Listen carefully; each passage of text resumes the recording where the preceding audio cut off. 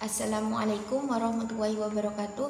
Alhamdulillahirabbil alamin. Segala puji bagi Allah Subhanahu wa taala yang telah melimpahkan rahmat, taufik dan hidayahnya sehingga kita dapat berkumpul pada kesempatan ini dalam keadaan sehat. Salawat serta salam semoga senantiasa tercurah kepada junjungan kita Nabi Muhammad SAW, keluarga, sahabat dan seluruh umatnya hingga akhir zaman. Yang kami hormati dan kami muliakan Al-Mukarram Kiai Haji Muhammad Hasan Mutawakil Alawa SHMM selaku Ketua Yayasan dan Pengasuh Pondok Pesantren Zainul Hasan Genggong, Asosiat Profesor Dr. Abdul Aziz Wahabe AMAG selaku Rektor Universitas Islam Zainul Hasan Genggong, Dr. Ahmad Kumaidi MPDI selaku Dekan Fakultas Tarbiyah Universitas Islam Zainul Hasan Genggong, Ustadzah Kustiana Arisanti MPDI selaku Ketua Prodi Pendidikan Agama Islam Universitas Islam Zainul Hasan Genggong, Ustadzah Ummi Laila Maufiroh MPDI selaku dosen pengampu mata kuliah akhlak tasawuf. Pada kesempatan kali ini saya akan mempresentasikan materi yang berjudul macam-macam tasawuf. Materi ini saya sajikan dalam bentuk peta imajinasi. Sebelum membahas macam-macam tasawuf, mari kita pahami terlebih dahulu pengertiannya. Secara sederhana, tasawuf adalah ilmu yang mempelajari cara mendekatkan diri kepada Allah dengan membersihkan hati, memperbaiki akhlak, mengendalikan hawa nafsu, dan meningkatkan kualitas ibadah. Di zaman sekarang, banyak orang memiliki kehidupan yang serba cepat, kesibukan, tekanan pekerjaan, media sosial, dan gelisah. Oleh karena itu, tasawuf hadir sebagai ilmu yang mengajarkan ketenangan batin tanpa meninggalkan syariat Islam. Pada peta imajinasi ini terdapat 7 macam tasawuf. Yang pertama tasawuf akhlaki, dan yang kedua tasawuf falsafi, dan yang ketiga tasawuf sunni, dan yang keempat tasawuf sunni nafsi, dan yang kelima tasawuf isyari, dan yang terakhir tasawuf populer. Saya akan menjelaskan satu persatu. Dan yang pertama tasawuf akhlaki. Cabang pertama yang berwarna hijau adalah yang berwarna hijau adalah tasawuf akhlaki. Tasawuf akhlaki merupakan tasawuf yang menekankan pembentukan akhlak mulia serta penyucian jiwa dari sifat-sifat tercela. Artinya, seorang tidak hanya rajin beribadah, tetapi juga harus memiliki perilaku yang baik kepada Allah maupun sesama manusia. Ciri-cirinya antara lain fokus memperbaiki akhlak, menjauhi hawa nafsu, hidup sederhana atau zuhud, memiliki sifat wara, yaitu berhati-hati terhadap hal yang haram maupun subhat, dan selalu meningkatkan ketakwaan kepada Allah. Tokoh yang terkenal dalam tasawuf akhlaki yaitu Abu Hamid, Imam Al-Nawawi, dan Rabi'ah Al-Adawiyah. Contoh penerapan tasawuf akhlaki dalam kehidupan sehari-hari, misalnya berkata jujur, menghormati orang tua dan guru, tidak iri terhadap keberhasilan orang lain, serta selalu bersikap rendah hati. Jadi inti dari tasawuf akhlaki adalah memperbaiki perilaku sebelum memperbaiki orang lain. Dan yang kedua tasawuf amali. Selanjutnya adalah tasawuf amali yang pada peta imajinasi ditandai dengan warna ungu. Berbeda dengan tasawuf akhlak. Tasawuf amali merupakan tasawuf yang menekankan pelaksanaan amalan lahir maupun batin sebagai sarana mendekatkan diri kepada Allah. Berbeda dengan tasawuf akhlaki yang lebih menekankan pembentukan karakter, tasawuf amali lebih menekankan praktik ibadah. Ciri-cirinya meliputi memperbanyak zikir, memperbanyak ibadah, melakukan riyadah atau latihan spiritual, dan disiplin, menjalani suluk, dan membiasakan beribadah secara istiqomah. Tokoh-tokohnya antara lain yaitu Hasan al-Basri, Bayazid al-Bistami, Syekh Abdul Qadir al-Jailani. Dalam kehidupan sehari-hari contohnya yaitu memperbanyak membaca Al-Quran, melaksanakan sholat malam, puasa sunnah, berzikir setelah sholat, serta melakukan muhasabah dan evaluasi diri. Melalui latihan tersebut diharapkan hati menjadi lebih bersih dan lebih dekat kepada Allah. Dan yang ketiga, tasawuf falsafi. Cabang berikutnya adalah tasawuf falsafi yang berwarna biru.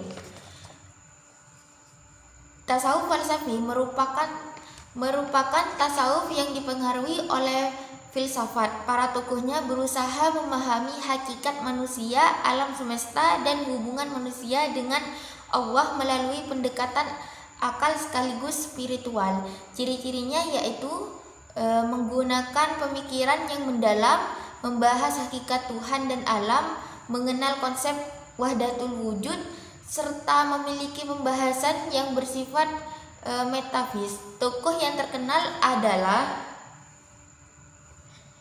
Ibnu Arabi, Suhrawardi, dan Mulia Sadra. Karena pembahasan cukup kompleks, tasawuf falsafi biasanya dipelajari oleh orang-orang yang telah memiliki dasar ilmu agama dan filsafat yang kuat. Namun, tujuan akhirnya tetap sama, yaitu semakin mengenal kebesaran Allah. Dan yang keempat yaitu tasawuf sunni. Dan yang keempat adalah tasawuf sunni. Cabang yang keempat adalah tasawuf sunni yang ditandai dengan warna oranye. Tasawuf sunni merupakan tasawuf yang berlandaskan Al-Quran dan Sunnah. Segala bentuk ibadah maupun latihan spiritual harus tetap sesuai dengan syariat Islam. Dan ciri-cirinya yaitu banyak berzikir dan beribadah, riyadhah atau latihan spiritual, disiplin dalam suluk, mendekatkan ciri-cirinya sejalan dengan syariat, tidak menyimpan Al-Quran dan Sunnah, menyeimbangkan syariat terekat, hakikat dan makrifat. Tokoh antara lain Junaid Al-Baghdad dan Al-Hallaj dan Imam Al-Ghazali. Tasawuf sunni mengajarkan bahwa seseorang tidak cukup hanya memiliki pengalaman spiritual, tetapi juga harus tetap menjalankan kewajiban agama seperti sholat, puasa, zakat, dan ibadah lainnya. Dan yang kelima yaitu tasawuf sunni nafsi. Cabang yang kelima berwarna merah muda adalah tasawuf sunni nafsi. Tasawuf ini merupakan perjuangan melawan hawa nafsu dan proses penyucian jiwa secara bertahap. Ciri-cirinya meliputi fokus pada tazkiyatun nafs, mengendalikan hawa nafsu dan tahapan makamat dan ahwal, dan yang terakhir bersifat gradual atau bertahap. Tokoh yang terkenal yaitu Abu Thalib Al-Makki, Al-Qushairi, dan Ibrahim bin Adham. Dalam kehidupan sehari-hari, contohnya yaitu belajar mengendalikan emosi, tidak mudah marah, mengurangi sifat sombong, melatih kesabaran, dan menahan keinginan yang berlebihan. Karena sesungguhnya musuh terbesar manusia seringkali adalah hawa nafsunya sendiri. Dan yang keenam, tasawuf isyari. Cabang berikutnya, tasawuf isyari, yaitu yang berwarna biru muda. Tasawuf isyari merupakan tasawuf yang memahami ajaran spiritual, merupakan simbol, isyarat, dan pengalaman batin. Para tokohnya antara lain yaitu Ibnu Arabi, Abdul Karim Al-Jili, Jalaluddin Rumi. Ciri-cirinya yaitu banyak menggunakan simbol dan syariat dan makna batin di balik zahir, komunikasi spiritual melalui hati dan pengalaman mistik.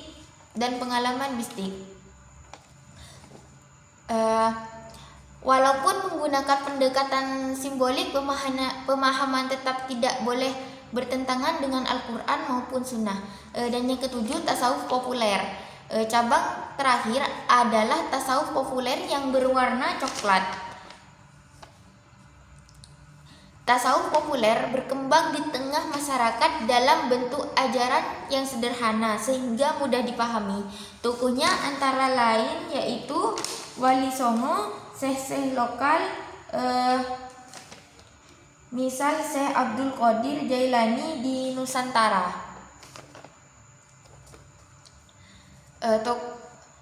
Yaitu ciri-cirinya dekat dengan budaya lokal, ajaran mudah dipahami, amalan zikir, doa, tahlil, wirid, dan membimbing masyarakat ke arah kebaikan. Di Indonesia pendekatan ini sangat berhasil karena para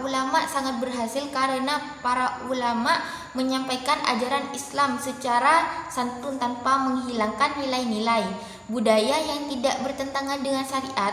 Tujuan tasawuf pada bagian bawah peta imajinasi ini terdapat kesimpulan utama, yaitu tujuan tasawuf adalah mendekatkan diri kepada Allah, menyucikan jiwa, dan mencapai kebahagiaan yang hakiki. Artinya, seluruh macam tasawuf yang telah dijelaskan sebenarnya memiliki tujuan yang sama. Walaupun metode ini pendekatannya berbeda, semuanya mengarahkan manusia agar memiliki hati yang bersih, akhlak yang mulia, ibadah yang berkualitas, serta kehidupan yang lebih bermakna.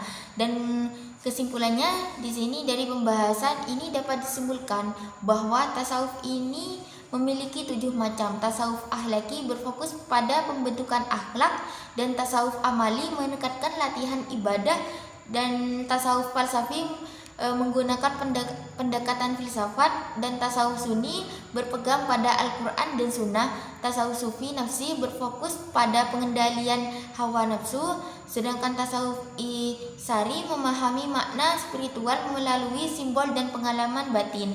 Sedangkan tasawuf populer berkembang di masyarakat melalui pendekatan yang sederhana dan mudah diterapkan.